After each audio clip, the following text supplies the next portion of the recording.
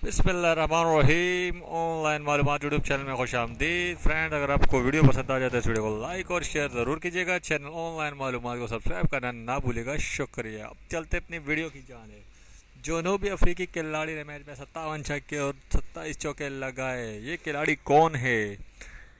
ना AB de Villiers, ना हाशिम आमला, बल्कि एक नए जनूबी अफ्रीकी खिलाड़ी ने 50 ओवर्स के मैच में 57 छक्के और 27 चौके लगाकर 490 रन्स बना लिए। 151 गेंदों का सामना किया और 490 रन्स बनाकर मुखालिफ टीम को 677 रन्स का टारगेट दिया।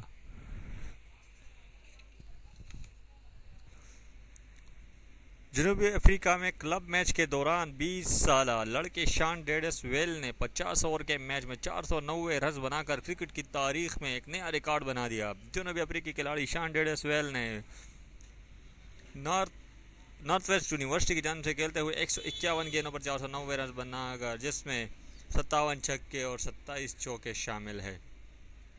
नॉर्थ वेस्ट यूनिवर्सिटी ने हरीफ टीम को 677 रन का टारगेट दिया, जिस पर हरीफ टीम सिर्फ 290 रन ही बना सकी। जनूबी अफ्रीकी खिलाड़ी शॉन डेविस-वेल ने सिर्फ अच्छी बैटिंग का मुजाहरा ही नहीं किया, बल्कि बॉलिंग में भी शानदार कारकर्दगी दिखाते हुए 3 विकेट हासिल किए।